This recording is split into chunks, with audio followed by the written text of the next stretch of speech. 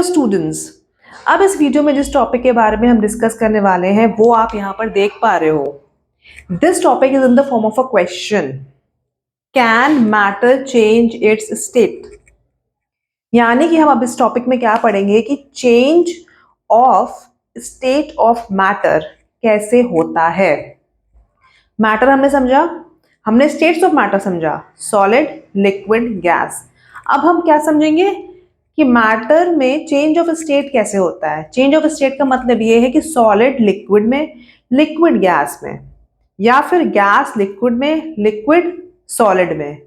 ये होता है चेंज ऑफ स्टेट। अगर सॉलिड लिक्विड में कन्वर्ट हो रहा है तो वो चेंज ऑफ स्टेट है, लिक्विड गैस में कन्वर्ट हो रहा है तो वो भी चेंज ऑफ स्टेट है, गैस लिक्विड में कन्वर्ट हो रहा है change of state, liquid solid में चेंज ऑफ स्टेट।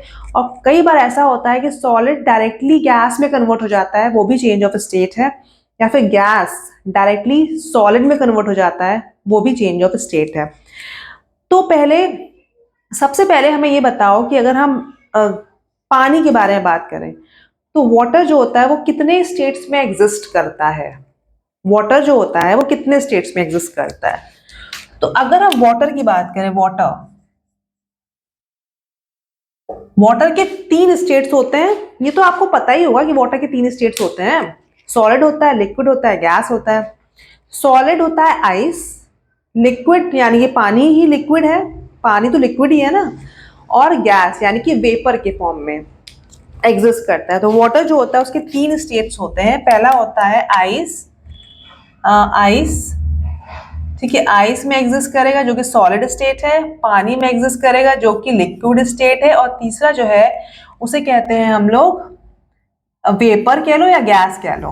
ठीक है, तो ये सॉलिड हो गया, ये लिक्विड हो गया, और ये क्या हुआ, ये गैस स्टेट हो गया। तो 3 स्टेट्स ऑफ मैटर में हम लोग समझेंगे पानी में किस तरीके से change of state of matter होता है। उसी से हमें समझ में आ जाएगा, इस टॉपिक के बारे में सब समझ लेंगे हम लोग। तो होता क्या है कि जैसे मैटर है तो मैटर में चेंज ऑफ स्टेट कैसे होता है हमें समझना है, या फिर जो मैटर होता है उसके पार्टिकल्स जो होते हैं उनमें ऐसे क्या चेंजेस होते हैं कि मैटर जो होता है वो दूसरे स्टेट में चला जाता है। ऐसा क्या होता है पार्टिकल्स में या फिर मैटर के इंटरनल कंस्ट्रक्शन में, ऐसा क्या होता है कि मैटर जो होता है वो सॉलिड से लिक्विड या लिक्विड से गैस में कन्वर्ट हो जाता है। इसके लिए एक एक्टिविटी समझ लेते हैं हम लोग। देखो एक्टिविटी कैसी होगी, वो कुछ इस तरीके से होगी। एक्टिविटी आपको जनरली करने को मिलेगा अपने लैबोरेटरी में। यहां पे आप समझ लो।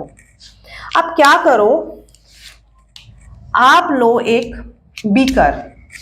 क्या लो आप एक बीकर लो। ठीक, ये एक बीकर है। बीकर समझ लो एक फ्लेम के ऊपर रखा हुआ है। ठीक है, बीकर जो है एक फ्लेम के ऊपर रखा हुआ, ये फ्लेम है। क्या है, ये फ्लेम है, ये बीकर है, और बीकर में थर्मोमीटर सस्पेंड किया गया है। यहाँ पर क्या है, इसमें क्या किया गया है, बीकर में 150 ग्राम्स ऑफ आइस को रख दिया गया, उसी में थर्मोमीटर को एक्सटेंड कर दिया गया। कौन सा थर्मोमीटर, लेबोरेटरी थर्मोमीटर। ठीक है, तो यहाँ पर ये आइस के अंदर रहेगा, ये लेबोरेटरी थर्मोमीटर सस्पेंड किया जाता है, और यहाँ पर एक स्टिरर रखा हुआ है, स्टिरर रॉड है।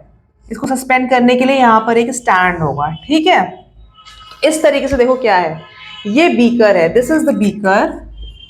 ये क्या है, बीकर है। ये क्या है, आइस है। ये क्या है, स्टिरर है। ये क्या है, लेबोरेटरी थर्मोमीटर है। लैब थर्मोमीटर समझ लो, लेबोरेटरी थर्मोमीटर। ठीक है, तो लेबोरेटरी थर्मोमीटर हो गया, और ये बर्नर है आपका।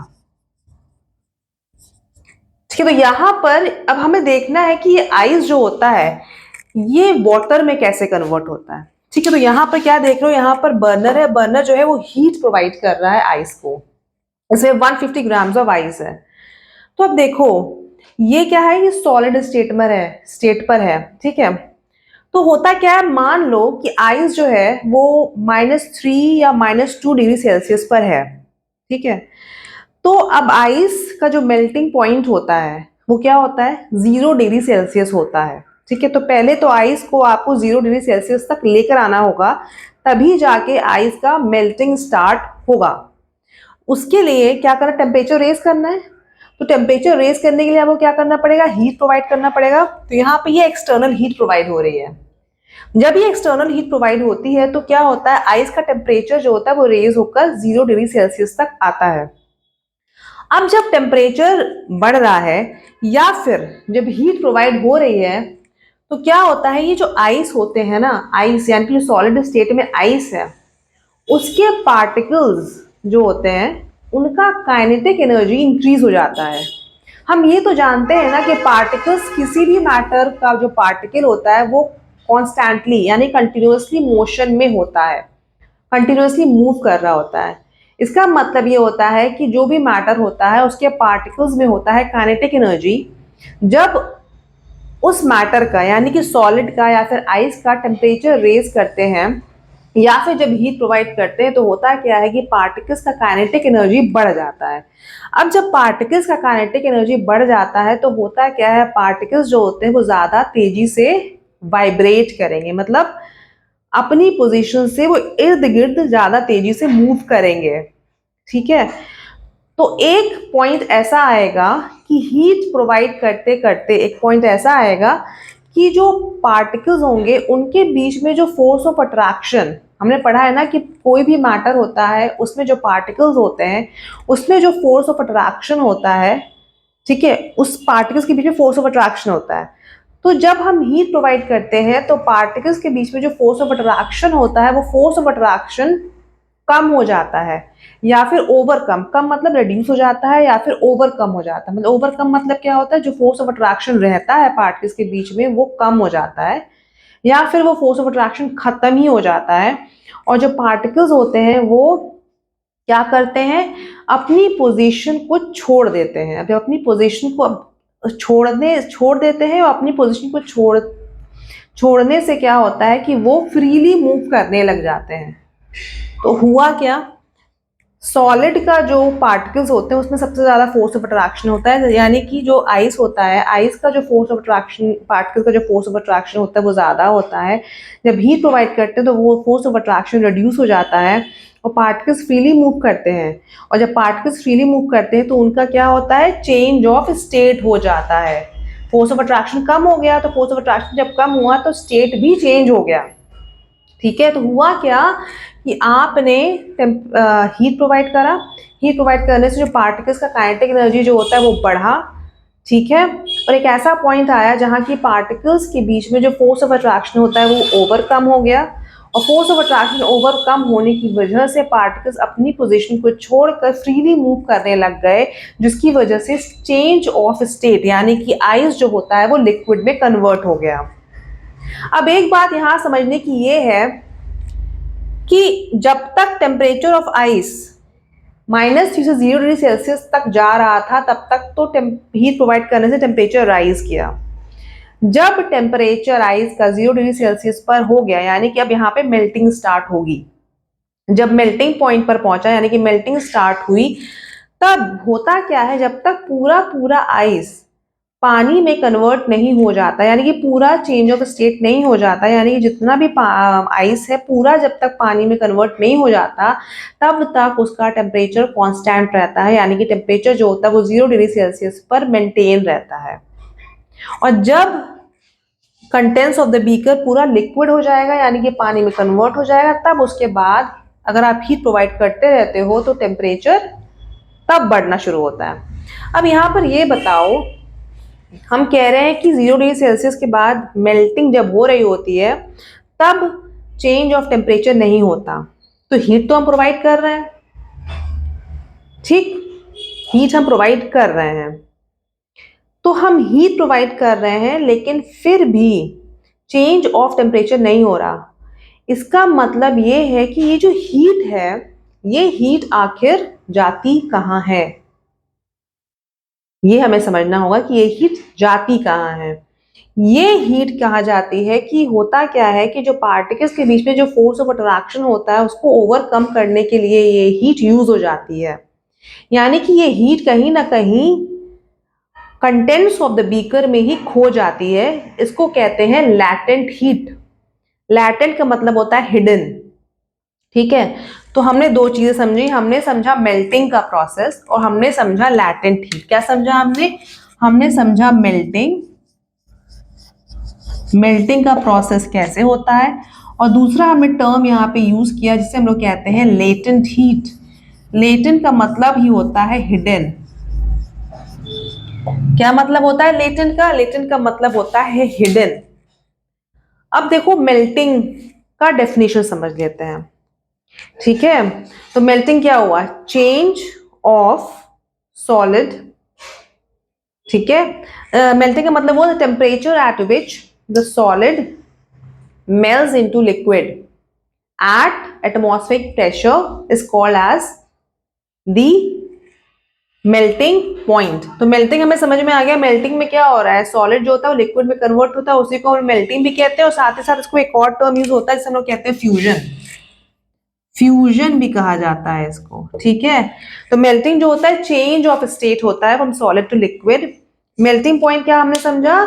The temperature at which the solid changes into liquid at atmospheric pressure, उसे हम लोग कहते हैं मेल्टिंग पॉइंट। तो हमने तीन चीजें समझी एक्चुअली, मेल्टिंग समझा, मेल्टिंग पॉइंट समझा, ठीक है। अब हम समझ लेते हैं लेटेंट हीट। लेटेंट हीट हमने समझ लिया क्या होता है। लेटेंट हीट वो हीट होता है जो हम प्रोवाइड करते हैं लेकिन चेंज ऑफ स्टेट के टाइम पर ये टेम्परेचर को नहीं बढ़ाता है, rather it is used up in reducing और overcoming the force of attraction between the particles of the matter। यहाँ पे सॉलिड है, तो यहाँ पे हमें समझना है लेटेंट हीट ऑफ फ्यूजन क्या होता है।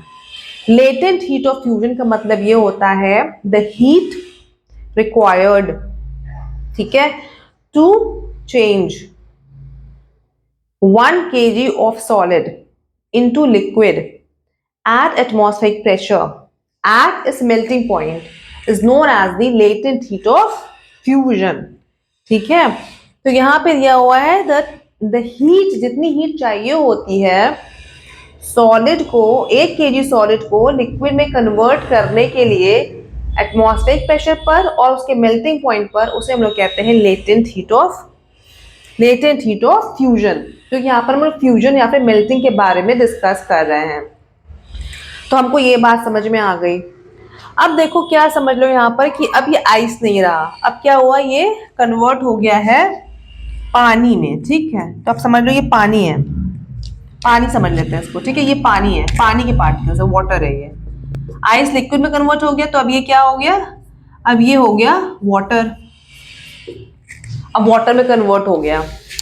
अब जब ये वाटर में कन्वर्ट हो गया तो अब ये वाटर को आप हीट प्रोवाइड करते चले जा रहे हो। जब आप हीट प्रोवाइड करते चले जा रहे हो तो होता क्या है कि अब वाटर, ठीक है, वाटर का टेम्परेचर जो होगा वो चेंज होना शुरू हो जाएगा। वाटर का टेम्परेचर तब तक चेंज होता रहेगा जब तक वो अपने बॉइलिंग पॉइंट पर नहीं पहुंच जाता, ठीक है। तो ठीक है, तो यहाँ पे हमने क्या पढ़ा था? Melting point. तो यहाँ पर बॉइलिंग पॉइंट क्या होता है? द टेम्परेचर एट विच, ठीक है, liquid changes into gas at atmospheric pressure, या फिर कह सकते हैं temperature at which the liquid starts boiling at its atmospheric pressure, या फिर कह सकते हैं liquid start changing into gas, ठीक है। उसी को हम लोग यहाँ पे हमने मेल्टिंग पॉइंट में क्या पढ़ा था? Solid changes into liquid. यहाँ पे क्या होगा? बॉइलिंग पॉइंट मतलब क्या होता है कि लिक्विड जो होता है वो गैस में कन्वर्ट होना शुरू हो जाता है एटमॉस्फेरिक प्रेशर, या फिर लिक्विड क्या करता है? बॉयल करना शुरू कर देता है, तो उसे कहते हैं बॉइलिंग पॉइंट। तो हमने एक पहली चीज क्या समझी? Boiling point. अब यहाँ पर हम लोग पढ़ रहे हैं, यहाँ पर हमने पढ़ा ये सारा, अब हम लोग पढ़ेंगे बॉइलिंग पॉइंट, ठीक है। डेफिनेशन आप समझ लो और फिर उस डेफिनेशन को ना अपने आप से, आपने सिस्टम समझ लिया, आपने प्रोसेस समझ लिया, तो अब डेफिनेशन को भी आप अपने वर्ड्स में अपने आप से उसको फ्रेम करने की कोशिश करो। तो बॉइलिंग पॉइंट हमने समझा। अब इसके बाद इसमें भी यही होता है ना कि जब बॉइलिंग पॉइंट आता है तो बॉइलिंग पॉइंट पर क्या होता है? बॉइलिंग पॉइंट 100 डिग्री सेल्सियस होता है। इस पर क्या होगा कि जो पानी होगा it will start boiling and the liquid will start getting converted into gas और वेपर्स। यहाँ पानी है तो वेपर्स में कन्वर्ट होना शुरू हो जाएगा।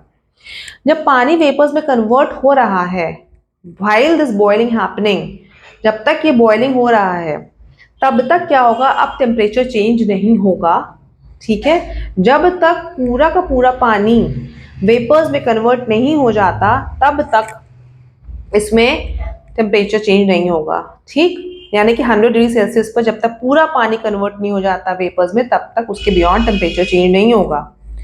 ठीक, तो इसके लिए यहाँ बॉइलिंग पॉइंट समझना पड़ेगा और लेटेंट हीट ऑफ फ्यूजन हमने समझा। यहाँ पे हम लोग क्या समझेंगे, लेटेंट हीट ऑफ फ्यूजन का मतलब क्या होता है, मेल्टिंग। तो यहाँ पे लेटेंट हीट ऑफ वेपराइजेशन समझेंगे या फिर लेटेंट हीट ऑफ बॉइलिंग भी कह सकते हो आप। तो यहाँ पे लेटेंट हीट ऑफ फ्यूजन था उसमें, इसमें है latent heat of vaporisation.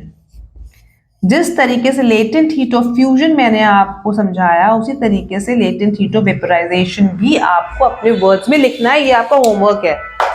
Latent heat of vaporisation आप जिस तरीके से लेटेंट हीट ऑफ फ्यूजन हमने डिफाइन किया उसी तरीके से लेटेंट हीट ऑफ वेपराइजेशन भी हम डिफाइन करेंगे। अब एक बात यहाँ पर और समझ लो कि जो पानी होता है, ठीक, पानी की बात करें अगर हम लोग तो जो पानी होता है, ठीक है, आइस है, आइस जो होता है पानी में कन्वर्ट होता है। ठीक, तो होता क्या है कि आइस जो होता है 0 डिग्री सेल्सियस पर आइस अभी पूरा पूरा मेल्ट नहीं हुआ है। तो आइस को अगर हम टच करें और 0 डिग्री सेल्सियस पर जो थोड़ा थोड़ा पानी बन गया है उसको जब हम टच करेंगे तो हम देखेंगे कि जो पानी जो होता है 0 डिग्री सेल्सियस पर उसका जो एनर्जी होता है वो आइस की एनर्जी से ज़्यादा होता है, क्योंकि उसमें लेटेंट हीट भी ऐड हो गई ना। लेटेंट हीट में ऐड हुई तभी तो वो तुम्हारा आइस में से आइस से पानी में कन्वर्ट हुआ। तो जो पानी का जो एनर्जी होगा वो ज़्यादा होगा एज कम्पेयर टू आइस का एनर्जी। इसी तरीके से अगर हम स्टीम की बात करें और हम उसी टेम्परेचर पर पानी की, मतलब बॉइलिंग पॉइंट पर पानी भी हो सकता है और बॉइलिंग पॉइंट पर स्टीम भी हो सकता है जब तक पूरा पानी कन्वर्ट नहीं हो जाता स्टीम में या फिर वेपर में। तो होता क्या है कि बॉइलिंग पॉइंट पर अगर हम स्टीम को टच करें तो स्टीम का जो एनर्जी होगा, यानी कि स्टीम जो टच हो जाता है आपको, तो आपको ज़्यादा बर्न्स होंगे as compared to the boiling water, क्योंकि जो स्टीम होता है उसमें लेटेंट हीट भी लेकर वो कन्वर्ट होता है, तो उसमें ज़्यादा एनर्जी होती है, ज़्यादा हीट होती है। That is what also you need to understand. अगर क्वेश्चन आया कि स्टीम है बॉइलिंग पॉइंट पर और पानी है बॉइलिंग पॉइंट पर, तो ज़्यादा हर्ट क्या करेगा, ज़्यादा बर्न्स कौन सा कॉज करेगा? Steam will always cause more burns because of the latent heat, added latent heat. Okay, तो हमने ये सब समझ लिया। अब हमको एक चीज़ बताओ, कई बार क्या होता है कि सॉलिड डायरेक्टली से गैस में कन्वर्ट हो जाता है। ये हमने कहाँ देखा है? हमारे घर में पूजा घर होता है, पूजा घर में दिए में हम लोग कई बार कैम्फर को जलाते हैं। कैम्फर समझते हो ना किसे कहते हैं? कैम्फर, ठीक है। कई बार हम लोग दिए में कैम्फर जलाते हैं। जब कैम्फर हम जलाते हैं तो हम क्या देखते हैं कि जलाया हमने कैम्फर को, तो कैम्फर जो होता है डायरेक्टली सॉलिड होता है, सीधे गैस में कन्वर्ट हो जाता है, वेपराइज हो जाता है पूरा कैम्फर। तो इसमें क्या हो रहा है, इसमें सॉलिड जो होता है डायरेक्टली गैस में कन्वर्ट होता है, इसको हम लोग कहते हैं सब्लिमेशन। और दूसरा चीज हम बताते हैं आपको ये कि जब ठंड बहुत ज्यादा होती है, यानी कि अगर आप कश्मीर वगैरह चले जाओ तो जो क्लाउड्स में वेपर्स होते हैं वो डायरेक्टली ओले में या फिर स्नो में कन्वर्ट हो जाते हैं, यानी कि वो डायरेक्टली गैस से सॉलिड में कन्वर्ट हो रहे हैं। तो यहाँ पर क्या हो रहा है, डिपोजिशन कहते हैं इस प्रोसेस को, ठीक है।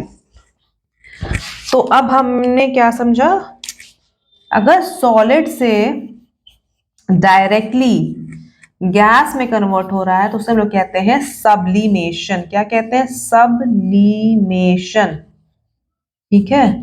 और दूसरी चीज, अगर गैस से डायरेक्टली सॉलिड में कन्वर्ट होता है तो उसे हम लोग कहते हैं डिपोजिशन। क्या कहते हैं? डिपोजिशन। तो अब देखो यहां पर क्या, सॉलिड से लिक्विड, ठीक है, लिक्विड से गैस, ठीक है। तो आपको क्या करना है, यहाँ पर सॉलिड से लिक्विड में कन्वर्ट करने के लिए हीट चाहिए, यहाँ पर लिक्विड से गैस कन्वर्ट करने के लिए भी हीट चाहिए। यहाँ पर हीट नहीं चाहिए, यहाँ पे क्या करोगे आप, कूल कर दोगे, ठीक है। तो ये चीज होती है। तो यहाँ पर सॉलिड से जब लिक्विड कन्वर्ट होता है तो उसे हम लोग कहते हैं मेल्टिंग, और ठीक है, लिक्विड से जब गैस में कन्वर्ट होता है तो हम लोग कहते हैं बॉइलिंग, ठीक है।